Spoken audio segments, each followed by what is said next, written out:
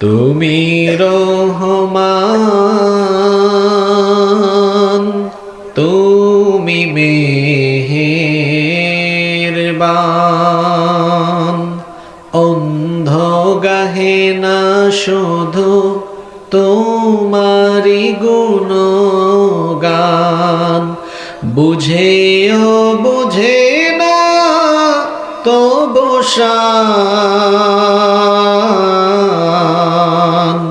তুমি রহমান, তুমি মেহেরবান।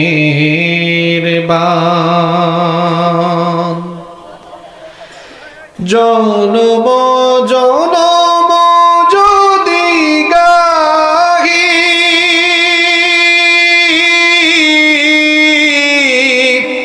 তোমারি মহিমা, গাওয়া শেষ হবে নাহি। জনম জনম যদি গাহি তোমারি মহিমা, গাওয়া শেষ হবে নাহি। ভরেও ভরে না যেন সাহারায় প্রাণ। তুমি রহমান, তুমি মেহেরবান। তোমারি করুণা ঘেরা সারা দুনিয়া, সে কথা ভাবে না শুধু বধির হিয়া। তোমারি করুণা ঘেরা সারা দুনিয়া, সে কথা ভাবে না শুধু বধির হিয়া। ও শেষ শিব অনুপম, হৃদয় সুষমা তুমি, তুমি প্রিয়তম। প্রেমের আকাশে তুমি চিরমহিয়ান।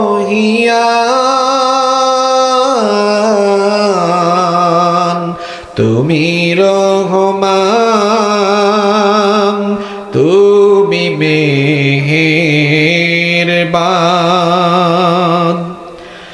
কখনো তোমারে যদি ভুলি, হেদায়াতের আলো জেলে নিও কাছে তুলি।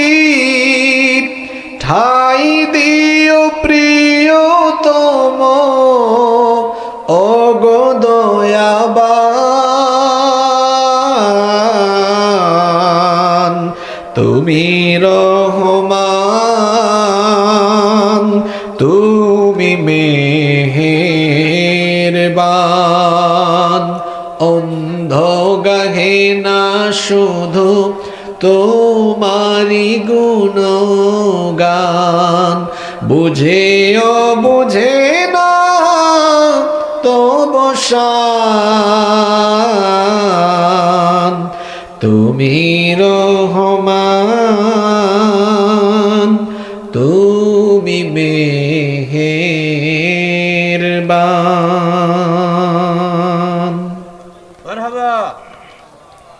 বাংলাদেশের ঐতিহ্যবাহী দিনাজপুর জেলার বীরগঞ্জ উপজেলায় অবস্থিত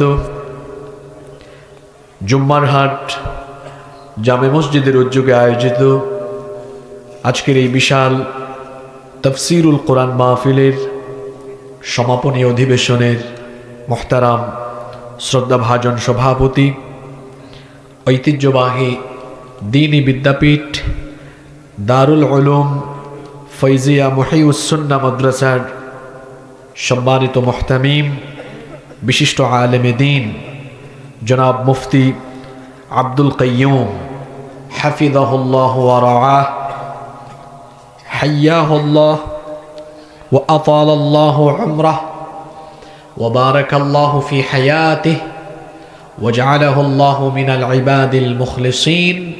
আমরা সকলে বলি আমিন।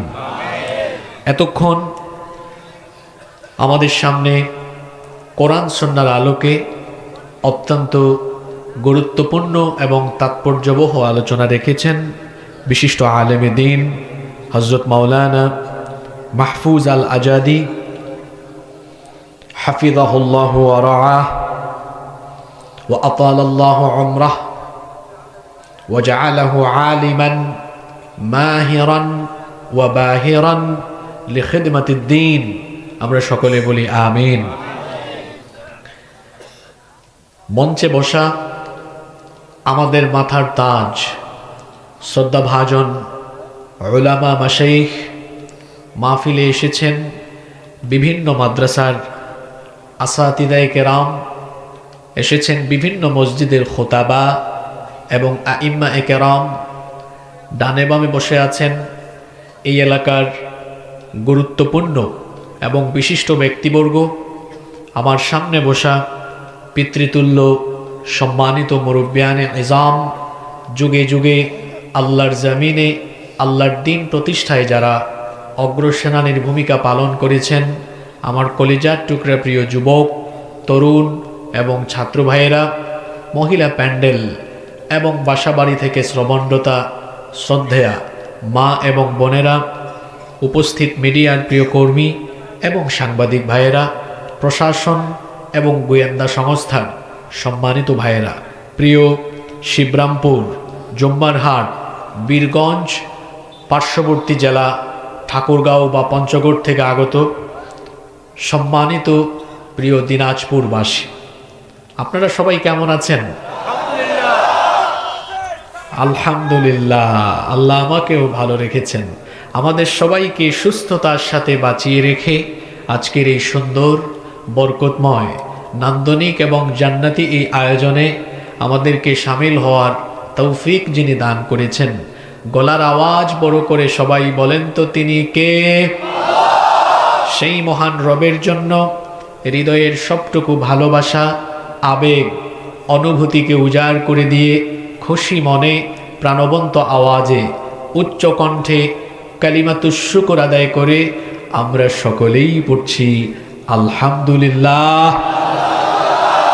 অসংখ্য অগণিত দুরুদ এবং সালাম পেশ করছি সর্বকালের সর্বযুগের সর্বশ্রেষ্ঠ মহামানব নবিয়ুনা ওয়া সাইয়্যিদুনা ওয়া কুদওয়াতুনা মুহাম্মাদুর রাসূলুল্লাহ সাল্লাল্লাহু আলাইহি ওয়াসাল্লামের প্রতি, যাকে আল্লাহ তাআলা আমাদের হেদায়েতের জন্য পাঠিয়েছেন।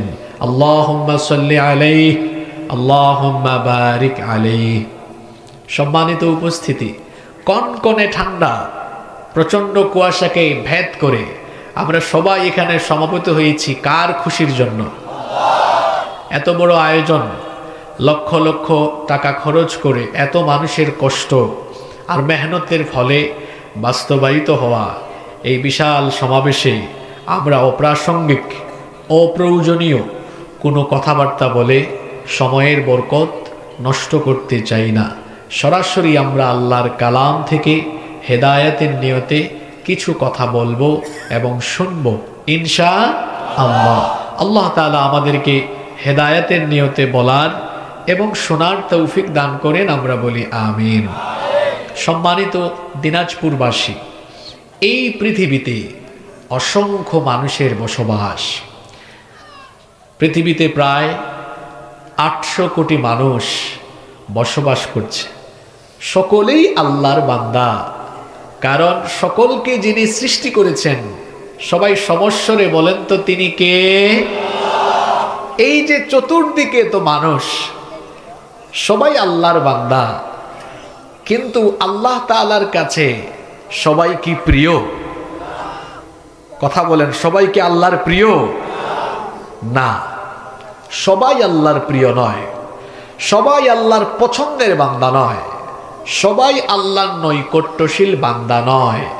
তাহলে প্রশ্ন হতে পারে, পৃথিবীর এত এত মানুষের ভেতরে আল্লাহর পছন্দের বান্দা কারা, এই জবাব কি কোরআনে কারীমের ভেতরে নাই? অবশ্যই আছে। পৃথিবীতে অসংখ্য মানুষের বসবাস, সকলেই আল্লাহর বান্দা, সবাইকে আল্লাহ সৃষ্টি করেছেন, কিন্তু সবাই আল্লাহর প্রিয় ভাজন নয়। আল্লাহর প্রিয় ভাজন হলো তারা ঈমানদার যারা, ঈমানদার যারা আল্লাহর প্রিয় হলো তারা। এজন্য রব্বুল আলামিন কোরআনুল কারীমের 34 নম্বর সূরা সূরাতুস সাবা এর 37 নম্বর আয়াতে বললেন, ওয়ামা আমওয়ালুকুম ওয়ালা আওলাদুকুম বিল্লাতী তুকাররিবুকুম ইনদানা যুলফা ইল্লা মান আমানা ওয়া আমিলা সালিহা ফাউলাইকা লাহুম জাযাউদ الضعف بما عملوا وهم في الغرفات آمنون। আল্লাহ তাআলা বলছেন, তোমাদের সন্তান সন্ততি এবং ধন সম্পদ এগুলো এমন কোনো বিষয় নয় যার মাধ্যমে তোমরা আল্লাহর নৈকট্যশীল বান্দায় পরিগণিত হবে, বরং যারা ঈমান এনে নেক কাজ করছে তারাই হলো আল্লাহর প্রিয় ভাজন। আর এই সকল বান্দাদের জন্য তাদের আমলের বিনিময়ে পুরস্কৃত যিনি করবেন, গলার আওয়াজ বড় করে সকলে বলেন তিনি কে? এবং আল্লাহ তাআলা এই ঈমানদারদেরকে শুধু তার প্রিয় ভাজন বান্দাই বানাননি, বরং তাদেরকে আল্লাহ তাআলা কিয়ামতের দিন এমন ভাবে পুরস্কৃত করবেন। আল্লাহ তাআলা বলছেন তাদের জন্য কি রয়েছে শোনো, ওয়া হুম ফিল গুরুফাতি আমিনুন,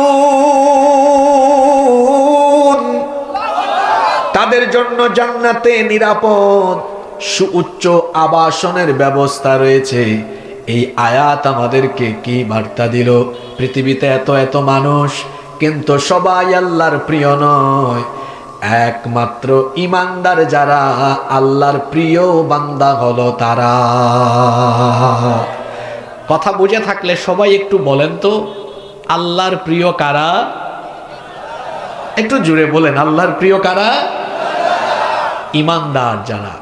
ঈমান হলো একটি দামি দৌলতের নাম। এমন কিছু কর্মকাণ্ড আছে যেই সকল কর্মকাণ্ডে লিপ্ত হলে ঈমান আর থাকে না, ঈমান চলে যায়। একটি দুর্ভাগ্যের ব্যাপার হলো আমাদের দেশের অনেক মানুষ অজু ভঙ্গের কারণ জানে, নামাজ ভঙ্গের কারণ জানে, কিন্তু তাকে যদি জিজ্ঞেস করেন আপনি কি ঈমান ভঙ্গের কারণ জানে, হা করে তাকিয়ে থাকবে। আপনারা আমাকে বলেন তো, যদি কারো ঈমানই না থাকে তাহলে তার অজু, তার নামাজ এগুলার কি আর কোনো দাম আছে? কারণ সকল নেক আমল কবুল হওয়ার পূর্ব শর্ত হলো ঈমান থাকা। জোরে বলেন, কি থাকা? ঈমান থাকা। এজন্য অজু ভঙ্গের কারণ, নামাজ ভঙ্গের কারণ যেরকম আপনার জানা আছে, ঠিক তেমনি ভাবে প্রত্যেক মুসলমানের জন্য এটাও জানা দরকার কি কি করলে পরে ঈমান ভাঙে, কি কি কাজ করলে ঈমান চলে যায়। কারণ ঈমান যদি চলে যায়, যার মধ্যে ঈমান নাই, কোনো বেঈমান কি জান্নাতে ঢুকতে পারবে? এই আওয়াজে হবে না, জোরে বলেন, কোনো বেঈমান কি জান্নাতে ঢুকতে পারবে? জান্নাতে তাহলে যাবে কারা? ইন্নাল্লাযীনা আমানু ওয়া আমিলুস সালিহাতি কানাত লাহুম জান্নাতুল ফিরদাউসি নুজুলা খালিদিনা ফিহা লা ইয়াবগুনা আনহা হিওয়ালা।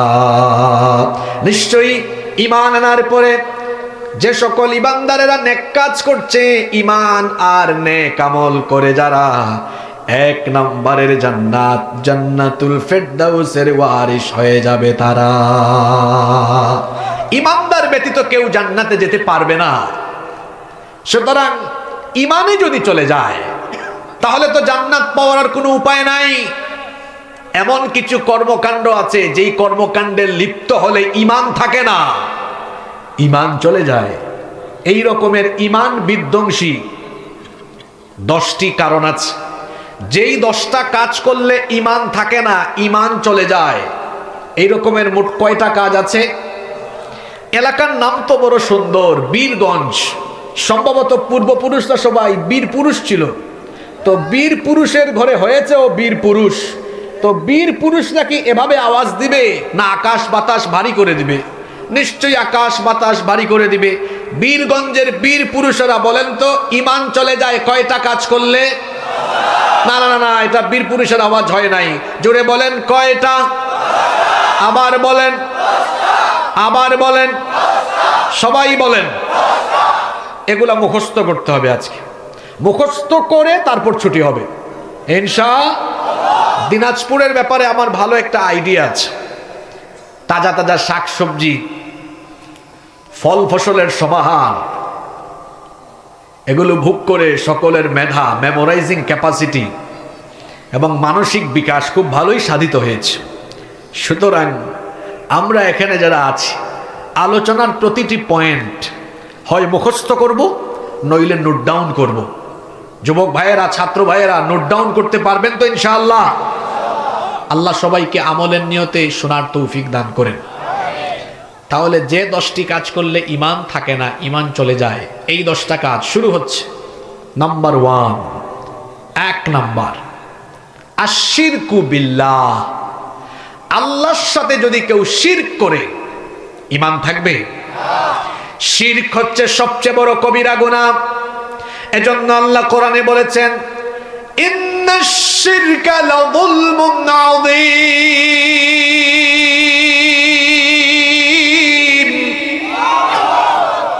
নিশ্চয়ই শিরক হলো সবচাইতে বড় গুনাহ, এটা বিরাট গুনাহ। এই শিরকের মধ্যে যারা লিপ্ত হবে তাদের ঈমান থাকবে না। শিরকে লিপ্ত হবে যারা, ঈমান হারা হয়ে যাবে তারা। আশ্চর্যের ব্যাপার হলো আমার দেশের 90% মানুষ মুসলমান হলেও শতকরা 85% মুসলমানেরও তাওহীদ আর শিরকের ব্যাপারে কোনো জ্ঞান নাই। এই জন্য ঈমান আনার পরেও তারা না জেনে, না বুঝে, কিংবা অনেক সময় বুঝে শুনে অনেকে শিরকি কর্মকাণ্ডে লিপ্ত হয়ে যায়, যার ফলে ঈমান হারা হয়ে যাচ্ছে। শিরক বিভিন্ন ভাবে হতে পারে। প্রথম প্রকার শিরক আশ-শিরকু ফি ইবাদাতিল্লাহ। আল্লাহর ইবাদতের ক্ষেত্রে শিরক।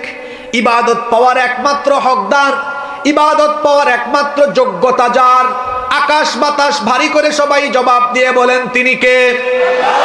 তিনি হচ্ছেন ইবাদতের একমাত্র হকদার। তিনি ছাড়া অন্য কারো ইবাদত করা যায় না। কোনো মানুষ যদি সেই একত্ববাদী রবকে বাদ দিয়ে অন্য কারো ইবাদত করে, কল্পিত অঙ্কিত বানানো দেব দেবী, মূর্তি, তারকা কিংবা অন্য যে কারো পূজা করে, কিংবা কেউ যদি ঈমান আনয়নের পরেও ইবাদতকে কারো সাথে শরীক করে ভাগাভাগি করে নেয়, যেমন আমরা সালাত, সিয়াম, হাজ, যাকাত এগুলো কেবলমাত্র আদায় করি কার জন্য? কিন্তু এগুলোতেও যদি আপনি ভাগাভাগি শুরু করে দেন, কিরকম ভাগাভাগি হয়? আচ্ছা বলেন তো, সাজদা পাওয়ার একমাত্র হকদার কে? কিন্তু আমার দেশে এমন বহু মুসলমান আছে যারা শাহজালালের মাজারে গিয়ে মাজারে সাজদা দেয়, শাহপরানের মাজারে গিয়ে মাজারে সাজদা দেয়, জীবিত পীর সাহেবকে সাজদা দেয়, জীবিত পীরের পায়ের সামনে পড়ে সাজদা দেয়। যারা আল্লাহকে বাদ দিয়ে অন্য কারো সামনে মাথা নত করে সাজদা দিবে, এদের ঈমান চলে যাবে। কারণ হচ্ছে সাজদা পাওয়ার একমাত্র হকদার কে? আবার আমরা কুরবানি করি একমাত্র যার খুশির জন্য। গলার আওয়াজ বড় করে বলেন তিনি কে? কুল ইন্না সালাতি ওয়া নুসুকি ওয়া মাহইয়ায়া ওয়া মামাতি লিল্লাহি রাব্বিল আলামিন। ও নবী বলেন, আমার নামাজ, আমার কুরবানি, আমার হায়াত আর আমার মওত কার জন্য? কিন্তু আমার দেশে এমন বহু মুসলমান আছে মাজারে গিয়ে মান্নত করে তার পীর সাহেবের জন্য। দেখা যায় ওখানে গিয়ে পশু জবাই করে মান্নত করে, এমন মুসলমান আছে না নাই? আমার বাড়ি সিলেটে, আমি এগুলো জানি। এগুলো আমরা ছোট কাল থেকে দেখেছি। অনেক মানুষ সেখানে গিয়ে দেখা যায় মান্নত করে, সেখানে গিয়ে অনেকে বাবা শাহজালালের নামে কুরবানিও দেয়, নাউজুবিল্লাহ। ইবাদতের ক্ষেত্রে অন্য কাউকে শরীক করা যাবে না, কারণ হলো ইবাদত পাওয়ার একমাত্র হকদার যিনি, জুড়ে বলেন তিনি কে? চট্টগ্রামে গেলে দেখবেন কত মানুষ মাজারে গিয়ে মাথা ঠেকায়। আপনারা হয়তো এই ভিডিওটা দেখেছেন, এক ভণ্ড সে কিছু ছাত্রদেরকে নিয়ে গিয়েছে এক মাজারের সামনে, তারপরে গিয়ে বলতেছে, বাজান ও বাজান, এই ছেলেগুলা পরীক্ষা দিবে, আপনারা দেখছেন কিনা ভিডিওটা? কারা কারা দেখছেন হাত তুলেন। ওই যে নামও বলে ফেলেছে। বলেন তো দেখি, কবরে যিনি শুয়ে আছেন তার কি দেওয়ার কোনো সক্ষমতা আছে নাকি? একমাত্র ইবাদত করতে হয় যার, সাজদা দিতে হবে যাকে, গোলামি এবং ইবাদত আর সাহায্য যার কাছে চাইতে হবে, জুড়ে বলেন তিনি কে? এই জন্য সূরা ফাতিহার মাধ্যমে আল্লাহ আমাদেরকে শিখালেন ইবাদত এবং সাহায্য উভয়টা চাইতে হবে কেবলমাত্র আল্লাহর কাছে। তাই তো আমরা সূরা ফাতিহায় প্রতিদিন তেলাওয়াত করি, সওয়াবের নিয়তে আমার সঙ্গে পড়েন, ইয়্যাকা না'বুদু ওয়া ইয়্যাকা নাস্তাঈন। আমরা একমাত্র আপনারই গোলামি করি, আপনারই কাছে সাহায্য চাই, সেই আল্লাহকে বাদ দিয়ে অন্য কারো ইবাদত করা যাবে না, যদি করে ঈমান থাকবে না।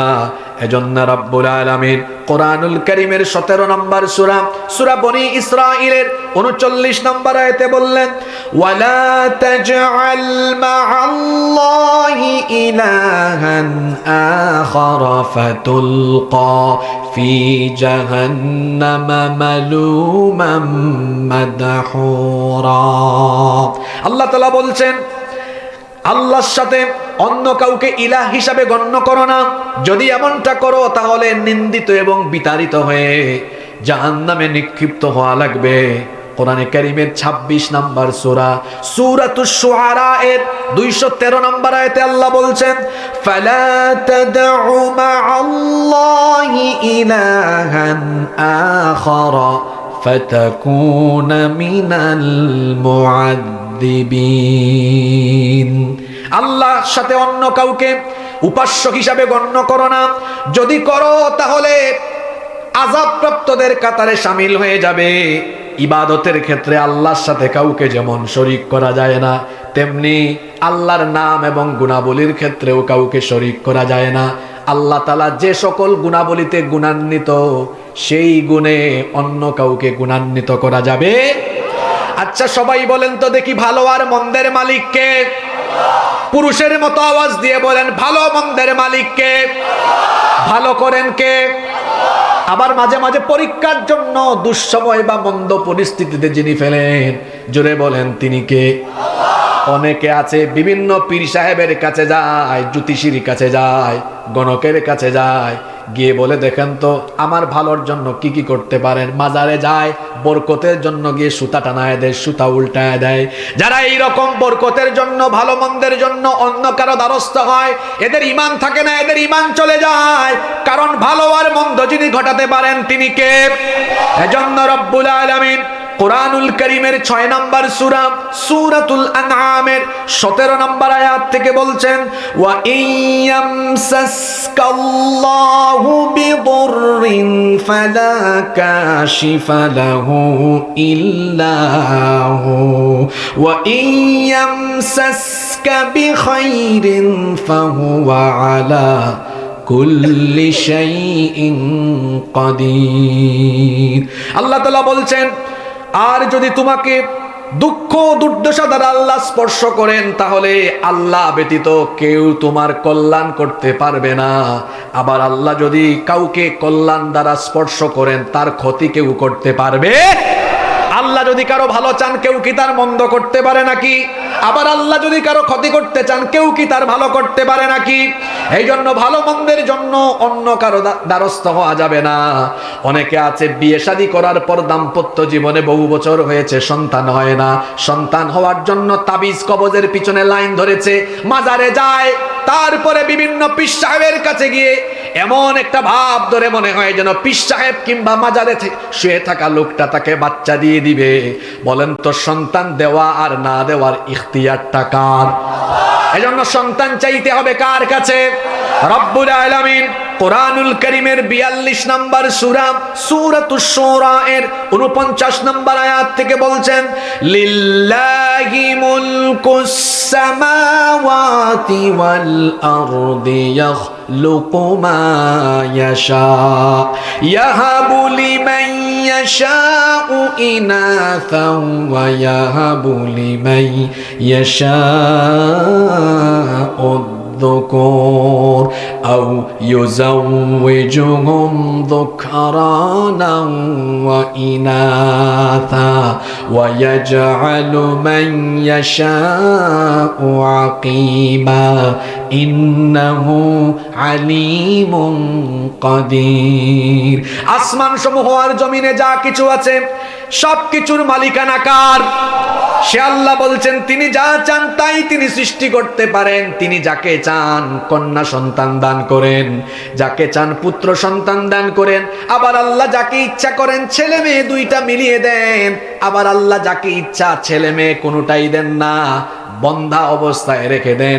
সব ক্ষমতা যার কাছে, জুড়ে বলেন তিনি কে?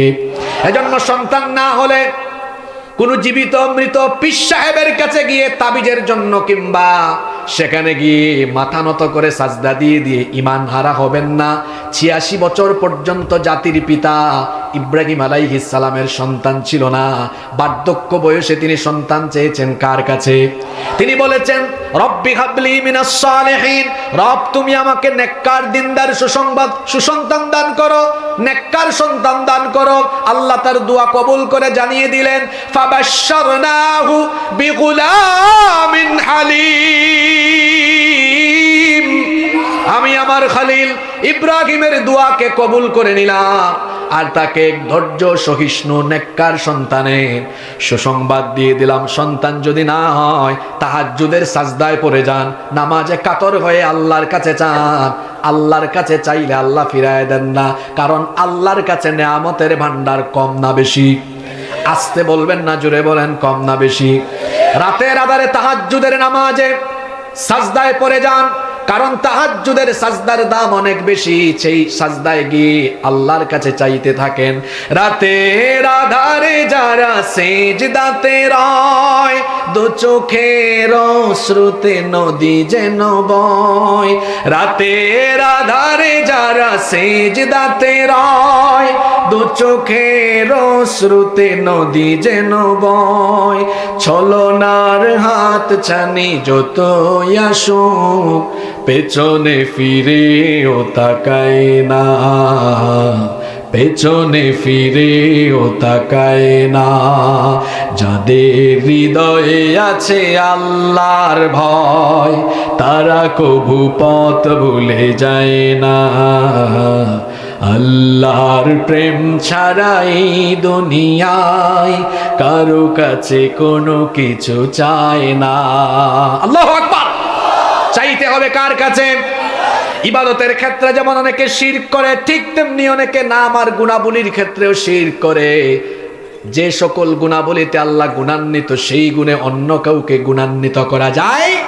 আবার অনেকে আছে উলুহিয়াত, অনেকে আছে আবার রুবুবিয়তের সাথে, অর্থাৎ রুবুবিয়ত অর্থাৎ সৃষ্টি, লালন পালন, সংহারক, এরপরে সার্বভৌমত্বের সাথে শিরক করে। বলেন তো দেখি, আসমান আর জমিনকে এত সুন্দর করে যিনি সাজিয়ে, এত সুন্দর করে তিনি সাজিয়েছেন, না জানি তিনি কত সুন্দর। দুনিয়া সুন্দর, মানুষ সুন্দর, আসমান সুন্দর, জমিন সুন্দর, সুন্দরে সুন্দরে পাল্লা। জানি না কত সুন্দর তুমি আল্লাহ, জানি না কত সুন্দর তুমি আল্লাহ। সুবহানাল্লাহ। আসমান জমিনকে তিনি শুধু সাজাননি, বানাননি, তার পাশাপাশি কি করে আসমান জমিনের ব্যবস্থাপনা পরিচালিত হবে আল্লাহ একটা নিয়ম করে দিলেন, সকলেই তার নিয়মের অধীনে পরিচালিত হয়। ঠিক তেমনি ভাবে মানুষকে সৃষ্টির পরে মানুষের জীবন পরিচালনার জন্য আল্লাহ বিধি বিধান, আইন কানুন দিয়েছেন কি দেন নাই? এরকম বললে হবে না। বলেন তো, মানুষের জীবন চালাবার জন্য আল্লাহ তাআলা বিধি বিধান সম্বলিত একটা গাইড বুক দিয়েছেন কি দেন নাই? বীরগঞ্জের মুসলমানরা বীর পুরুষের মতো বলেন দিয়েছেন কি দেন নাই? আল্লাহর দেওয়া এই বিধানকে বাদ দিয়ে যারা নিজেদের মতো করে আইন কানুন চালায়, এরাও আল্লাহ তাআলার হুকুমতের বিরুদ্ধে বিদ্রোহ করে। ইনিল হুকমু ইল্লা লিল্লাহ, হুকুমত চলবে একমাত্র কার? সকল ক্ষমতার মালিককে। আমার দেশে অনেকে আছে ভোট পাওয়ার আশায়, ক্ষমতার নেশায় জনগণকে পাম দিয়ে বলে সকল ক্ষমতার মালিক জনগণ। সকল ক্ষমতার মালিক বা উৎস জনগণ যারা বলবে, এই সকল বেঈমান নেতারা ঈমান হারা হয়ে যাবে। কারণ হলো সকল ক্ষমতার একচ্ছত্র মালিকানা যার হাতের মুঠায়, তিনি কে? কোরআনুল কারীমের 67 নম্বর সূরা সূরাতুল মুলকের প্রথম আয়াতে আল্লাহ বলেছেন, তাবারাকাল্লাযী বিয়াদিহিল মুলকু ওয়া হুয়া আলা কুল্লি শাইইন কাদির। সকল ক্ষমতার মালিকানা, একচ্ছত্র মালিকানা যার হাতের মুঠায়, গলার আওয়াজ বড় করে বলেন তিনি কে? আন্নাল কুওয়াতা লিল্লাহি জামিআ, সব ক্ষমতার একচ্ছত্র মালিক কে? আর এরা বলে ক্ষমতার উৎস, ক্ষমতার মালিক নাকি জনগণ। কি সাংঘাতিক কথা, কুফরি কথা। এই কুফরি কথা যারা বিশ্বাস করে এবং তাদেরকে যারা সায় দেয়, এরা উভয়ই ঈমান হারা, ঈমান থাকবে না। সম্মানিত দিনাজপুরবাসী, সার্বভৌমত্বের একচ্ছত্র মালিকানা কার? জোরে বলেন কার? এজন্য আল্লাহর জমিনে আইন চলবে কার? কথা কয় না কেন? কার? নাকি আপনার নেতা নেত্রীর? আসমান জমিন বানাইলো আল্লাহ, মানুষও বানাইলো আল্লাহ, আর আইন চলবে বুঝি আপনার নেতা নেত্রীর? আসমান জমিন যার, আইনও চলবে তো। আল্লাহর হুকুমতকে প্রতিষ্ঠার জন্য সারা দেশের প্রায় সব উলামা এখন ঐক্যবদ্ধ হয়ে গিয়েছে। আপনারা খুশি না বেজার? এতকাল আপনারা আমাদেরকে বলেছেন, হুজুর আপনারা এক হন না কেন, সমস্যা কি? এখন আমরা এক হয়ে গেছি। কওমি আলিয়া, দেওবন্দি, হানাফি, এমনকি যত ইসলামী দল আছে, সকল ঘরানার, সকল দল মতের উলামা মাশায়েখ এখন একসাথে কাছাকাছি পাশাপাশি চলে এসেছেন। এই চিত্র দেখে পাশের দেশের দাদা বাবুদের ঘুম হারাম হয়ে গিয়েছে। এটা দেখে আমাদের দেশের কিছু আধিপত্যবাদীদের কলিজার মধ্যে রীতিমতো আগুন লেগে গিয়েছে। তাদেরকে আমরা আল্লাহর কোরআন দিয়ে জবাব দিচ্ছি, মুতু বিগাইযিকুম, তোমাদের জ্বালাপুরা নিয়ে তোমরা মরে যাও, আমাদের কিচ্ছু করার নাই। এদেশের উলামা মাশায়েখরা শুধু মাদ্রাসা আর মসজিদ পরিচালনা করবেন না, জাতি এবার জেগে উঠেছে, তারুণ্য জেগে উঠেছে। তারুণ্য, যুব সমাজ আর এই দেশের আপামর মানুষ চায় আলেম উলামার নেতৃত্বে একটি সুন্দর আলোকিত বাংলাদেশ তারা দেখতে চায়। এজন্য আলেমদের সাথে আমরা আছি না নাই? কারা কারা আছি দু হাত তুলে আল্লাহকে দেখা।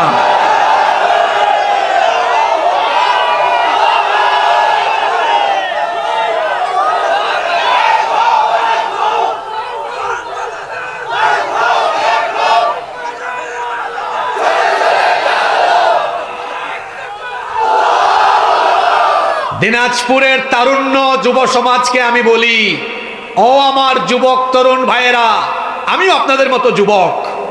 বলেন দেখি, আমার তারুণ্য, আমার যৌবন, আমাদের যৌবনের শক্তি সামর্থ্য যিনি দিয়েছেন তিনি কে? এই সমাজে এমন কিছু নেতা নামক খেতা আছে যারা কিনা যুব সমাজকে টার্গেট করে তাদের স্বার্থ আর ক্ষমতার জন্য যুব সমাজকে টার্গেট করে করে কাছে এনে তাদের পকেটে 1000-2000 টাকা ঢুকায় দিয়া এবং পদ পদবীর লোভ দেখায়া এই যুবকদেরকে তার ক্ষমতায় যাওয়ার সিঁড়ি হিসাবে এমন ভাবে ব্যবহার করে, যুবকদেরকে সামনে পিছনে মোটরসাইকেল শুডাউন করায়া চামচার মতো ব্যবহার করে। যুবকদেরকে বলছি, you have to personality, be a prestigious person, ব্যক্তিত্ববান হন, ব্যক্তিত্ববোধ আপনার মধ্যে থাকা দরকার। আপনার যৌবন দেওয়া হয়েছে কোন নেতা আর নেত্রীর চামচামি করার জন্য নয়। বরং আমার শরীরের প্রতি ফোঁটা ঘাম, আমার তারুণ্য, আমার যৌবন, আমার যৌবনের শক্তি, সামর্থ্য, রক্ত আর জীবন, এটা যদি দিতেই হয় কোন নেতা নেত্রীর চামচামি করে নয়, আল্লাহর জমিনে আল্লাহর দ্বীন বাস্তবায়নের জন্য উৎসর্গ করে দিব। এই জন্য যুবকদেরকে বলতে চাই, সৎ সঙ্গে স্বর্গবাস। কথায় আছে সৎ সঙ্গে স্বর্গবাস, অসৎ সঙ্গে। এক লোক আতরের দোকানে ঢুকেছে, আতর কিনে নাই, 10 মিনিট ছিল, তার শরীরে আতরের গন্ধ হবে কি হবে না? আরেক লোক বিড়ি সিগারেট খায় না, কিন্তু বিড়ি খুনের সাথে কুলাকুলি করছে,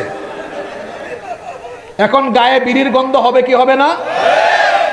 আতরের দোকানে কিছুক্ষণ থাকলে যেমন শরীরে আতরের সুবাস লাগে, ঠিক তেমনি যুবকেরা বেনামাজি, বেঈমান, সুদখোর, ঘুষখোর, চাঁদাবাজ, টেন্ডারবাজ, নেতা নেত্রী বাদ দিয়ে আলেমদের সাথে চলো। আতরের সাথে থাকলে যেমন আতরের ঘ্রাণ হয়, আলেমদের সাথে থাকলে পরে জান্নাতের পথে পরিচালিত হওয়ার সুযোগ থাকবে। হয় আলেম হন, নইলে আলেমের ছাত্র হন, নইলে আলেমের শাগরিদ হন, আলেমদের কাছাকাছি থাকেন। যুবক ভাইয়েরা রাজি আছেন তো? জোরে বলেন, রাজি আছেন তো? বিড়ি ঘুরের সাথে থাকলে যেমন বিড়ির গন্ধ হয়, তেমনি বেঈমান, বেনামাজি, চাঁদাবাজ, লুণ্ঠনকারী, চোর, ডাকাত, চরিত্রহীনদের সাথে থাকলে পরে নিজেও চরিত্রহীন হয়ে যাওয়ার সম্ভাবনা থাকবে। এজন্য আমরা উলামা মাশায়েখদের সাথে, পীর মাশায়েখদের সাথে, আর আমরা কোরআন ওয়ালাদের সাথে থাকব। যারা ইনশাআল্লাহ কইল না, তারা কাদের সাথে থাকবে? সবাই বলেন ইনশাআল্লাহ। দেখছেন আলেমরা এক হয়ে গেছেন না? তাকান, দেখছেন, আমার খুব ভালো লাগছে। এখানে আমি কওমি উলামায়ে কেরামকে দেখছি, আলিয়ার উলামায়ে কেরামকে দেখছি, খুব ভালো লাগছে। আমরা এই দেশে কওমি আর আলিয়ার মাঝখানে যে দেওয়াল আছে, এটাকে ভেঙে চুরে চুরমার করে দিয়ে আমরা ঐক্যবদ্ধ হয়ে, ঐক্যবদ্ধ জাতি গঠন করে উলামা মাশায়েখদের নেতৃত্বে কোরআনের বাংলাদেশ বিনির্মাণ করব। আপনারা সাথে আছেন না নাই? তাহলে বলছিলাম কি কি করলে ঈমান চলে যায়। এর মধ্যে যে পয়েন্টটা আলোচনায় ছিলাম, যে সব ক্ষমতার মালিক জনগণ বললে ঈমান থাকে না, ঈমান চলে যায়। তাহলে ঈমান বিধ্বংসী 10টি কারণের প্রথম কারণ বললাম যে কথাবার্তা, চাল চলন, ইবাদত, সার্বভৌমত্ব আর গুণাবলীর ক্ষেত্রে কেউ যদি আল্লাহর সাথে শরীক করে, তার ঈমান থাকে না, ঈমান চলে যায়। আপনাদের কি কষ্ট হচ্ছে? আজকে বড় জরুরি একটা টপিক আমি ধরেছি। আমরা কি মুনাজাত পর্যন্ত সবাই থাকতে পারবো? কারা কারা থাকবো না দেখি হাত তোলেন তো। আরে বাপরে বাপ, না এরা বেশি, মানে এত পরিমাণ আবেগ আছে। কিছু কিছু যুদ্ধ আছে কমান্ডারের আগেই যুদ্ধ করতে নেমে যায়। আপনারা হাসছেন, কিন্তু আল্লাহ তো এমন নন। আমরা কেউ ভুল করলে হাসি, আর আল্লাহ তাআলা কেউ ভুল করলেও আল্লাহ বলেন দেখো এর ভেতরে কোনটা আছে, বাইরেরটা নিও না, আল্লাহ ভেতরেরটা নেন। সুবহানাল্লাহ। নাম্বার 2, যে কাজ করলে ঈমান চলে যায়। 2 নাম্বারটা হলো আল্লাহ আর বান্দার মাঝখানে যদি কেউ কোনো মাধ্যম বানায়। আচ্ছা, এটা যিনি উড়াচ্ছেন আপনি এবার নিয়ে যান, এটা মানুষজন বলতেছেন, এটা এখন দয়া করে নিয়ে যান। হয়েছে, আমি বলছি নিয়ে যাবে, ঠিক আছে? এবার আমার দিকে তাকান। 2 নম্বর কাজ যেটা করলে ঈমান থাকে না, ঈমান চলে যায়, সেটা হচ্ছে আল্লাহ আর বান্দার মাঝখানে কেউ যদি মাধ্যম বানিয়ে ওই মাধ্যমকে আল্লাহর কাছাকাছি যাওয়ার একটা উপকরণ মনে করে, তাহলে তার আর ঈমান থাকবে। আপনারা জানেন মক্কার মুশরিকরা 360টা দেবতার পূজা করত। কয়টা? তাদেরকে যখন বলা হলো আচ্ছা তোমরা লাত, মানাত, উজ্জা, হুবল সহ 360টা মূর্তির পূজা তোমরা কেন করো, তখন তারা জবাবে কি বলেছিল শুনেন। কোরআনে কারীমের 39 নম্বর সূরা, সূরাতুজ জুমারের 3 নম্বর আয়াতে আল্লাহ বললেন, আলা লিল্লাহিদ দীনুল খালিস ওয়াল্লাযীনা ইত্তাখাযু মিন দুনিহি আউলিয়া মা না'বুদুহুম ইল্লা লিয়ুকাররিবুনা ইলাল্লাহি যুলফা। আল্লাহ তাআলা বলছেন বিশুদ্ধ ইবাদত এবং আনুগত্য একমাত্র আল্লাহর। যারা আল্লাহকে বাদ দিয়ে অন্য কাউকে তাদের অভিভাবক বানিয়েছে, তাদেরকে যদি বলা হয় তোমরা কেন এগুলোর ইবাদত করো, তারা তখন জবাবে বলে মা না'বুদুহুম ইল্লা লিয়ুকাররিবুনা ইলাল্লাহি যুলফা, আমরা তো এগুলোর ইবাদত এই জন্য করি যাতে এগুলোর মাধ্যমে আল্লাহ পর্যন্ত পৌঁছা যায়। নাউজুবিল্লাহ। বলেন তো আল্লাহর কাছে যাওয়ার জন্য মাঝখানে কোনো মিডিয়া বা ভায়ার দরকার আছে নাকি? আচ্ছা বলেন তো আমাদের কথা সরাসরি আল্লাহর কাছে যায় নাকি মাঝখান থেকে আটকে যায়, কেউ পৌঁছায় নাকি সরাসরি যায়? বলেন তো আসমান জমিনের কোন বিষয় কি আল্লাহর কাছে গোপন আছে নাকি? ইন্নাল্লাহা লা ইয়াখফা আলাইহি শাইউন ফিল আরদি ওয়ালা ফিস সামা, নিশ্চয়ই আসমান জমিনের কোন বিষয় আল্লাহর কাছে গোপন নাই, সব কিছু যিনি দেখেন এবং শুনেন তিনি কে?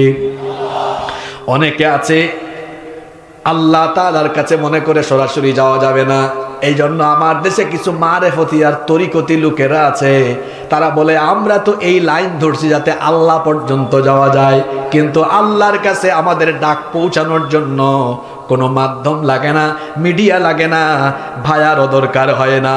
কারণ আমরা যখনই আল্লাহকে ডাকি, আল্লাহ তাআলা নিজেই বলেছেন উদউনি আস্তাজিব লাকুম, আমাকে ডাকো, আমাকে ডাকো, ডাকের জবাব যিনি দিয়ে দিবেন তিনি কে? আল্লাহকে ডাকলে তিনি যে জবাব দেন। দেখেন মাছওয়ালা একজন নবী আছে যাকে কোরআনে বলা হয়েছে দান্নুন সাহিবুল হুত।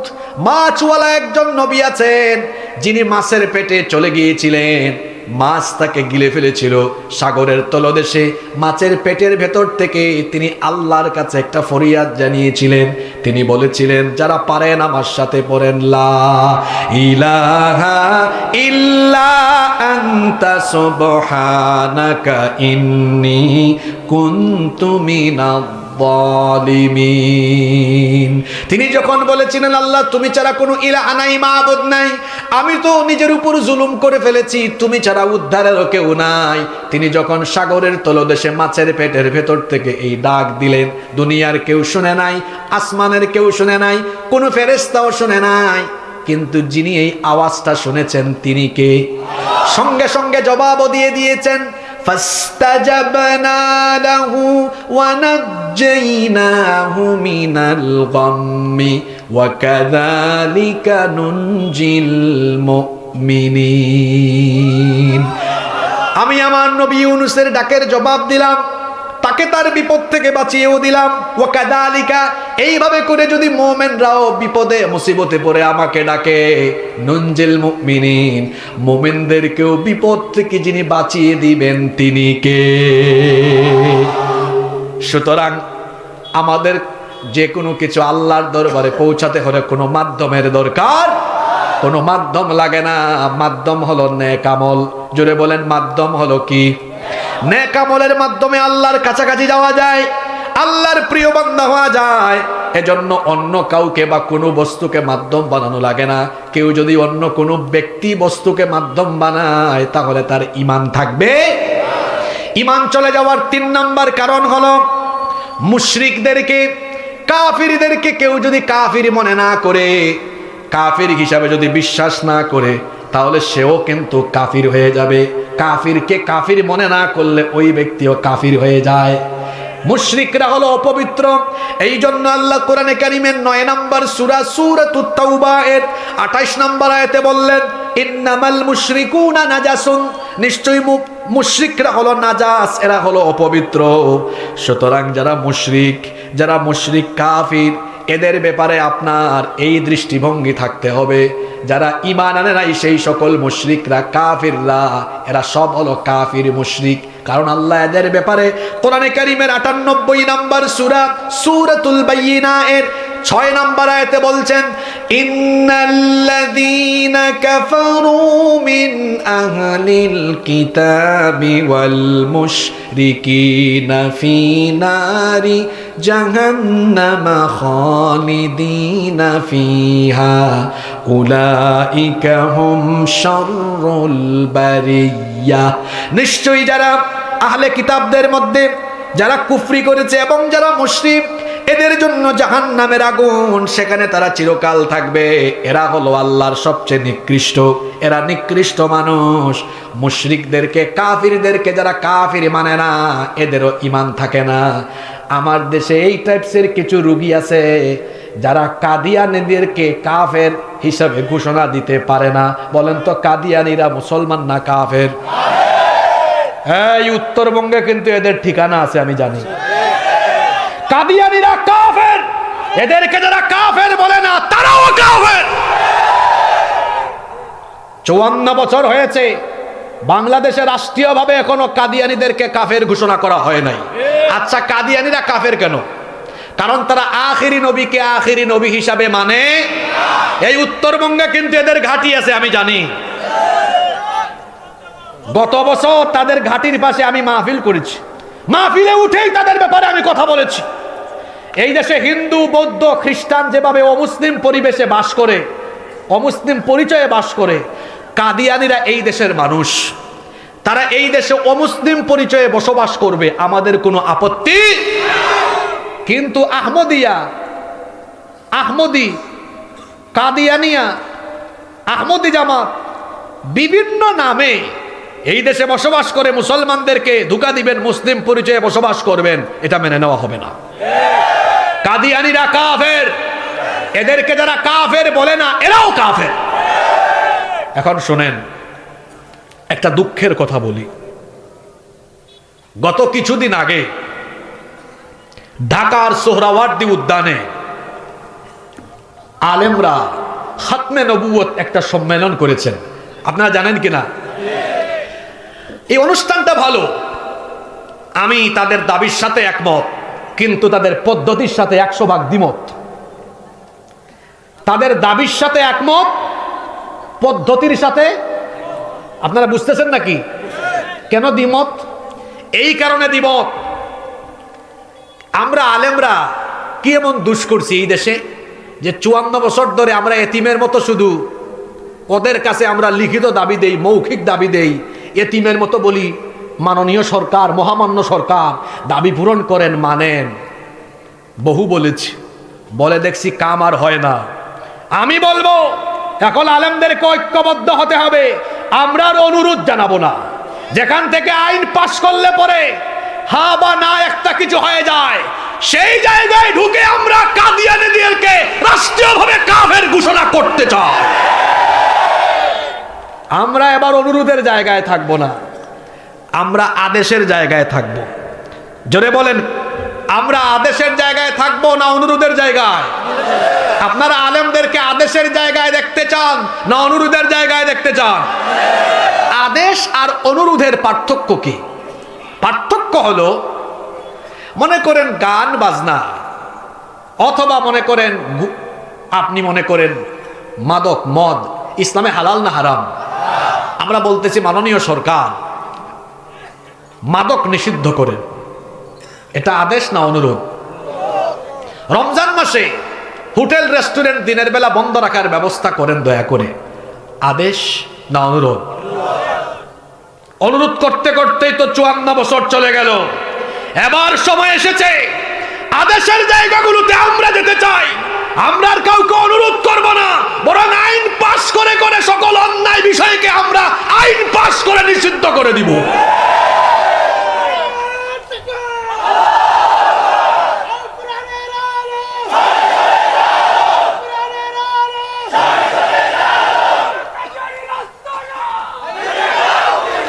এই দেশে কাদিয়ানীরা সহ অমুসলিমরা, অমুসলিম যারা আছে, হিন্দু, বৌদ্ধ, খ্রিস্টান, তারা সবাই নিরাপদে বসবাস করবে। নিরাপদে বসবাস করার জন্য তাদেরকে যত নিরাপত্তা দেওয়া দরকার মুসলমানরা সেই নিরাপত্তা দিবে। কারণ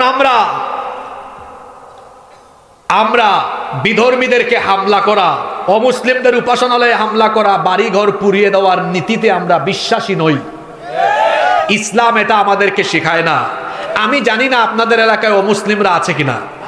হ্যাঁ আছে, তাহলে তো আমি তাদেরকে বলবো, অমুসলিম ভাই বোনেরা শুনেন, যদি আপনারা মাহফিলে এসে থাকেন, আপনারা ভুল বুঝবেন না।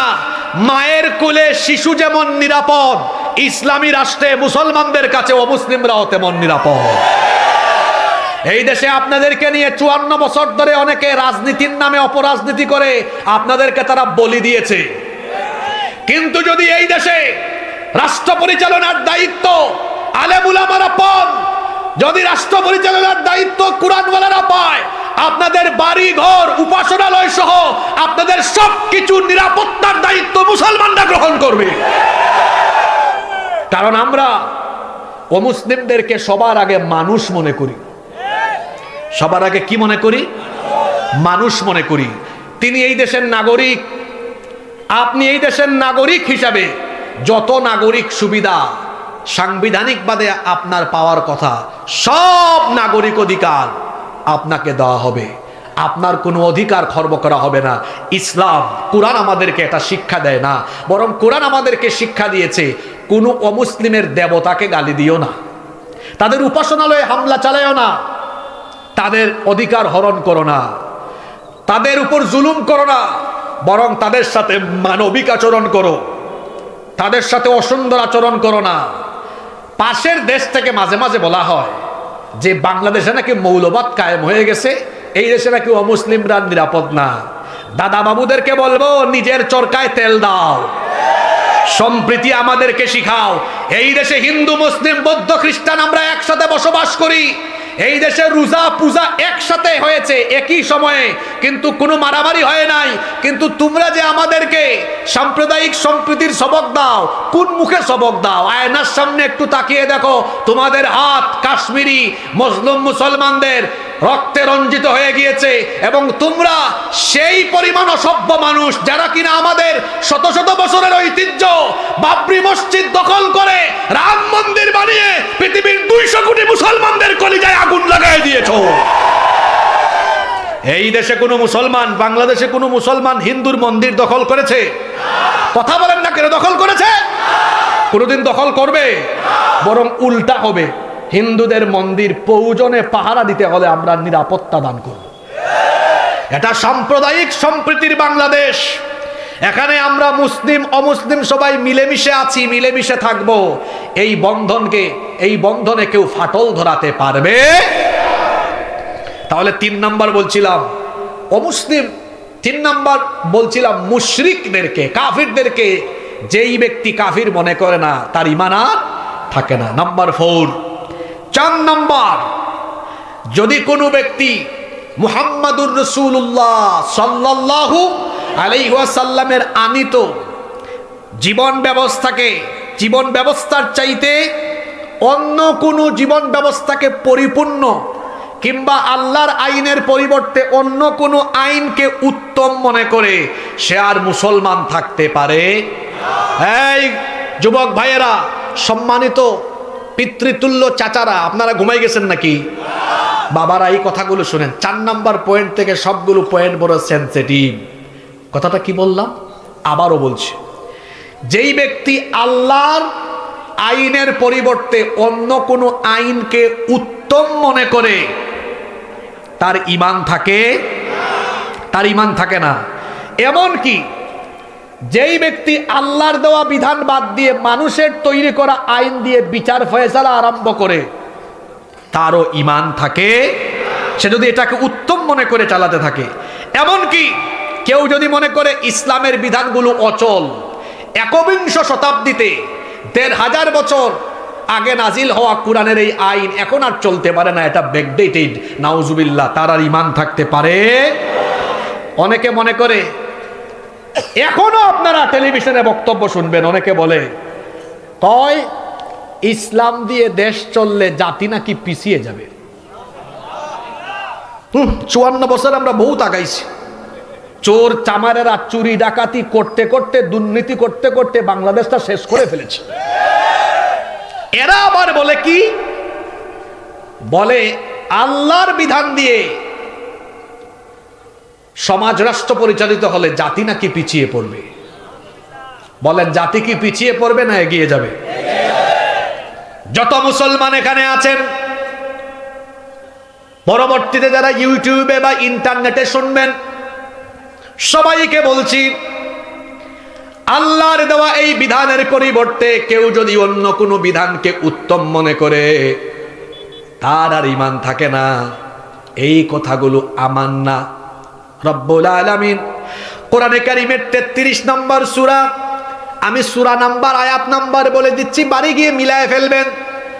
কোরআনুল কারীমের 33 নম্বর সূরা সূরাতুল আহজাবের 36 নম্বর আয়াতে রব্বুল আলামিন বললেন, ওয়ামা কানা লিমুমিনিন ওয়ালা মুমিনাতিন ইযা কাদাল্লাহু ওয়া রাসূলুহু আমরান আন ইয়াকুনা লাহুমুল খিয়ারাতু মিন أمرهم ومن يعص الله ورسوله فقد ضل ضلالا مبينا।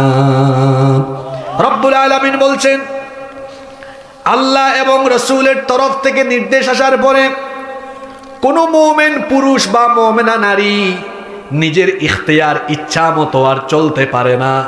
আল্লাহ আর রসুলের বিধান তরিকা মতো চলতে হয়। যদি কেউ না চলে, অবাধ্য হয়, সেই ব্যক্তি পথভ্রষ্ট হয়ে যায়। আল্লাহর দেওয়া বিধানের ভিত্তিতে যারা চলে না, বিচার করে না, ফয়সালা করে না, আল্লাহ এদেরকে ঈমানদারও বলেন নাই। কোরআনে কারীমের 5 নম্বর সূরা সূরাতুল মাইদা এর 3টা আয়াত 44, 45, 47, 3 আয়াতে আল্লাহ এদেরকে কি বলেছেন শুনেন। ওয়ামান লাম ইয়াহকুম বিমা আনজালাল্লাহু ফাউলাইকা হুমুল কাফিরুন ফাউলাইকা হুমুয যালিমুন ফাউলাইকা হুমুল ফাসিকুন। যারা আল্লাহর দেওয়া বিধান দিয়ে বিচার করে না, ফয়সালা করে না, এরা হলো কাফের। জোরে বলেন তো, কথাটা মোল্লার না আল্লাহর? বীরগঞ্জের মুসলমান বীর পুরুষের মতো বলবে কথাটা কার? আল্লাহ বললেন, যারা আমার দেওয়া আইন দিয়ে বিচার করে না, তারা হলো, কথা কয় না। 3 আয়াতে আল্লাহ 3 রকম কথা বলেছেন। এক আয়াতে বলেছেন কাফির, আরেক আয়াতে বলেছেন ফাসিক, আরেক আয়াতে বলেছেন জালিম। এখন বলেন তো দেখি, এই যে আমাদের দেশের আদালতগুলোতে বিচার হয়, আল্লাহর আইন দিয়ে না মানুষের আইন দিয়ে? এতে করে কি ন্যায় বিচার 100 ভাগ কায়েম হয়েছে নাকি? বাংলাদেশ 54 বছর ধরে চলছে মানুষের তৈরি আইনে। 54 বছরের মধ্যে 32 বছর 2 আন্টি দেশ চালাইছে, আর 22 বছর বহু কাকু মিলে চালাইছে। আর নারীদের হাতে এমন ক্ষমতা ছিল, এট এ টাইম মহিলা প্রাইম মিনিস্টার, বিরোধী দলীয় নেতা, স্পিকার, স্বরাষ্ট্র, পররাষ্ট্র, শিক্ষা মন্ত্রণালয়ের মতো সব গুরুত্বপূর্ণ দায়িত্ব নারীদের হাতে। আপনারা বলেন, ছিল কি ছিল না?